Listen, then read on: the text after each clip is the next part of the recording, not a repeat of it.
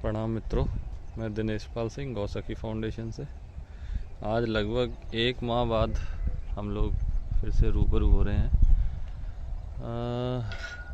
इस 1 महीने में आप लोग सब जानते हैं कि ऋतु का बदलाव था, ट्रांजिशन चल रहा था। तो ऐसा कुछ खास था नहीं प्रकृति में देखने और बताने के लिए। इस टाइम फसलें बदलती हैं, मौसम बदलता है, तो लोगों को समस्याएं, सर्दी, खांसी, जुकाम ये सब भी होती हैं। तो बस यही सब चल रहा था चारों तरफ। पर आज कुछ मन हुआ आप लोगों के साथ बातें करने का, क्योंकि अभी कुछ देखने के लिए जो मिल रहा है और वो है वसंत ऋतु के कारण प्रकृति में नए जीवन का संचार। जो आप लोग देखेंगे कि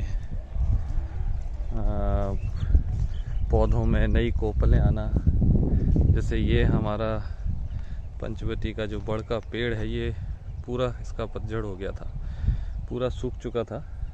इसके अंदर आप जो भी पत्तियां देख रहे हैं ये सब अभी आई हुई ताज़ा ताज़ा और नई पत्तियां हैं। तो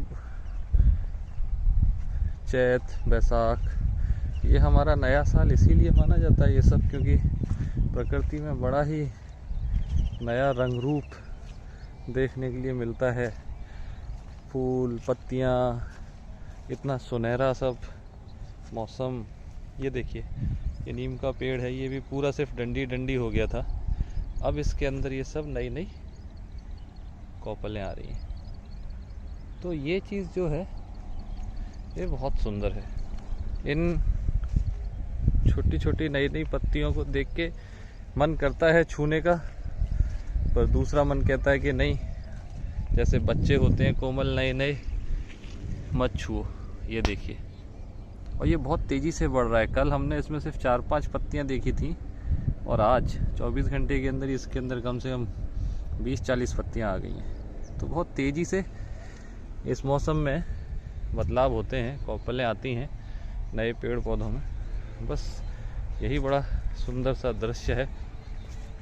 और इसीलिए इस समय में होली का पर्व रखा गया, क्योंकि साल का बहुत बड़ा ऋतु का बदलाव होता है इस मौसम, इन माह के अंदर।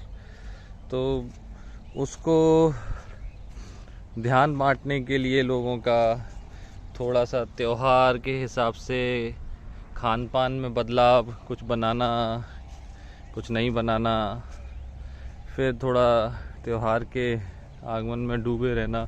तो ये जो ऋतु संधि है ये सबसे ज़्यादा क्रिटिकल ऋतु संधि है। तो उसमें मन आदमी का थोड़ा सा डाइवर्ट रहता है। इसीलिए शायद ये सब प्रथाएं और परंपराएं और त्यौहार हमारे मौसम के हिसाब से बनाए गए। ये देखिए, जामुन का पेड़ है, इसके अंदर भी ये सारी नई पत्तियां आ रही हैं। देखिए कितनी सुंदर हैं ये पत्तियां, बिल्कुल नए बच्चों की तरह, एकदम कोमल। बस इनको हमें अपनी गौ माता से बचाना है, क्योंकि उनको भी खाने में स्वादिष्ट लगती हैं, वो सब खा जाती हैं और पेड़ पौधे बड़े नहीं हो पाते। यहाँ अभी इस क्षेत्र में 2 दिन वर्षा भी हुई है, आंधी भी आई है, पानी भी लगा है। तो देखिए, अभी इस ज़मीन का भी गर्मियों के हिसाब से गौ माता के लिए कुछ चारे का इंतज़ाम करने की विचार कर रहे हैं। देखते हैं क्या हो पाता है हमसे और हम क्या कर पाते हैं। और आजकल तो त्यौहार की जब हम बात कर रहे थे, मैं बताना चाहता था मित्रों के होली का अष्टक चल रहे हैं। इनका भी बड़ा ही महत्व है। और सही फागुन के आखिरी दिन पूर्णिमा पे होलिका दहन हो जाता है। और आज जैसा आप सब लोग जानते हैं कि वहाँ तो चलने ही लगी है होली, नंदगांव और बरसाने में। तो आज के लिए बस इतना ही मित्रों, फिर मुलाकात होगी। नमस्कार।